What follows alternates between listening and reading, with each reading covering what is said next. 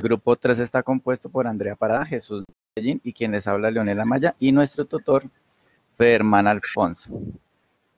Bueno, en primera medida para esta actividad, pues abordamos diferentes caminos para poder llegar a estructurar la fenomenología que nos da paso a los fenómenos que le dan sentido a nuestro tema.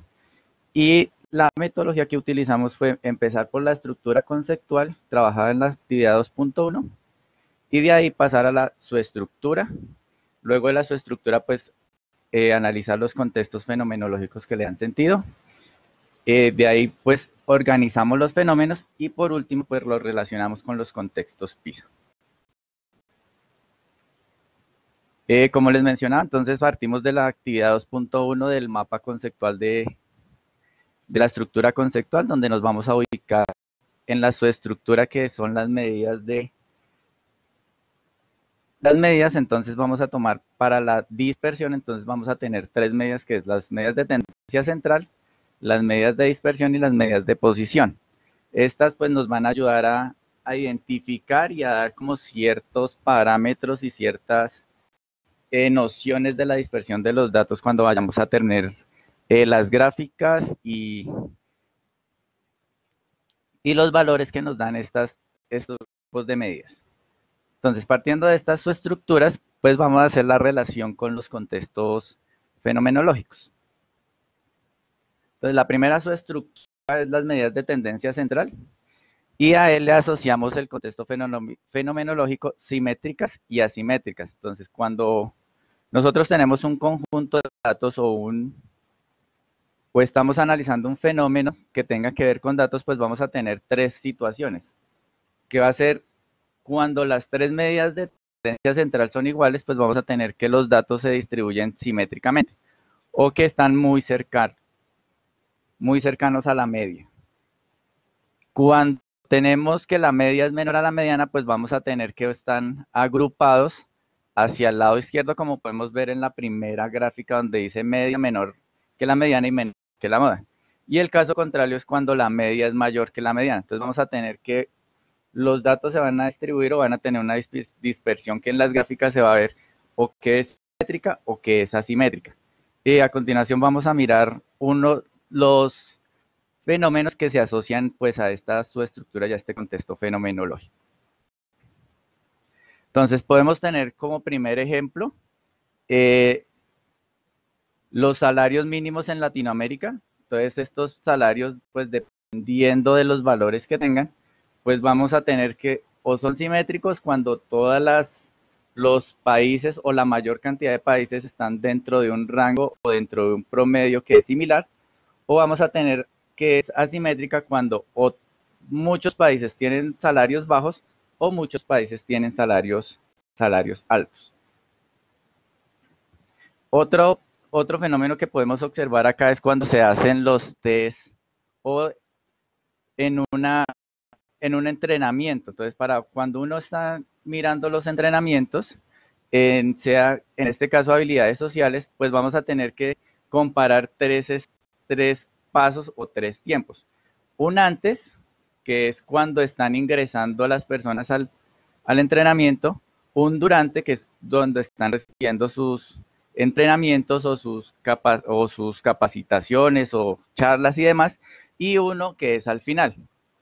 Entonces, en este caso también pasa lo mismo que con los salarios. Podemos ver esos tres pasos de asimetría. Luego, cuando están durante, vamos a tener una asimetría y al finalizar vamos a tener otra asimetría de acuerdo a la cantidad de conocimiento y a los resultados obtenidos en cada una de las pruebas que se les hacen en cada uno de estos periodos. Y por último, vamos a tener también como el comportamiento de la pandemia que tenemos ahorita, que es el COVID-19, que por rango de edades pues vamos a ver si es simétrica o asimétrica, también para poder obtener resultados de cuál edad o qué grupos de edades son los que más tienen afectación por esta pandemia. Listo, continuamos ahora con la segunda subestructura, que son las medidas de dispersión. Y a este le asociamos el contexto fenomenológico, que son homogéneas y heterogéneas.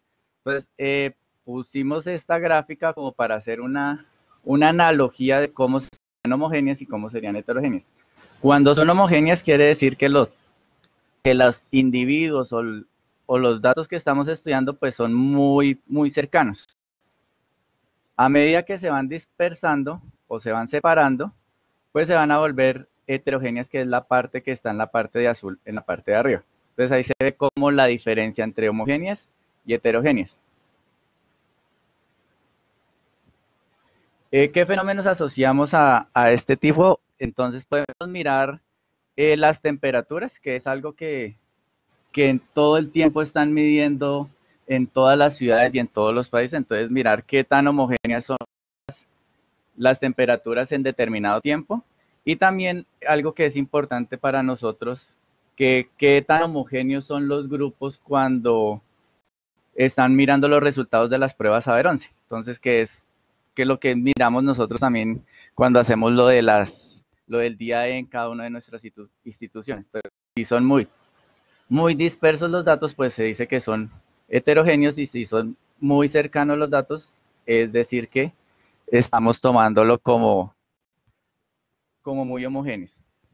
¿A qué se debe esto? Entonces, como teníamos las medidas de dispersión, entonces el valor de la medida de cualquier medida de dispersión, si es pequeño, entonces nos va a indicar que los datos son homogéneos. Si es muy grande, entonces nos va a indicar que son muy heterogéneos, para poderlo analizar de esa forma. Y por último, en la última subestructura vamos a tener las medidas de posición.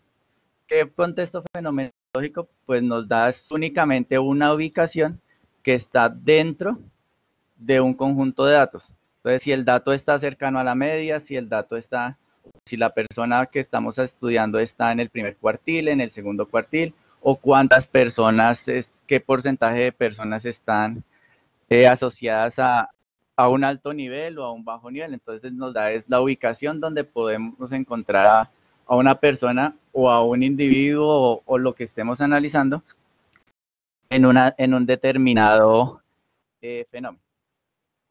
¿Qué medidas tomamos aquí? Pues hay cuartiles, percentiles, deciles.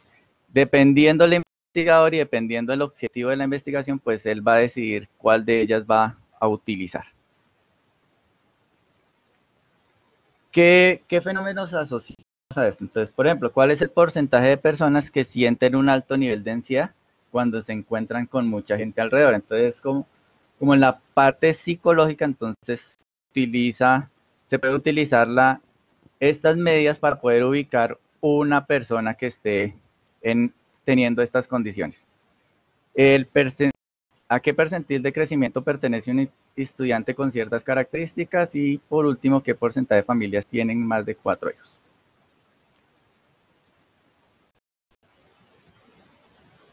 Listo, y por último lo relacionamos con los contextos PISA. Entonces voy a pasar a esta, que es donde nos va a mostrar. Entonces en azul tenemos las que pasan a tendencia central, que están, por ejemplo, hay una en profesional y una en social y una en científico. O sea, no necesariamente los fenómenos van a estar asociados a un mismo contexto de acuerdo a PISA 2012. El rojo están asociados a la dispersión, o sea, las medidas de dispersión, y el verde están asociados a las medidas de localización. Y por último, pues aquí les dejo el mapita completo donde se ven estas relaciones, que ahí lo ampliamos antes. ¿Listo? Listo, muchas gracias. Muchas gracias.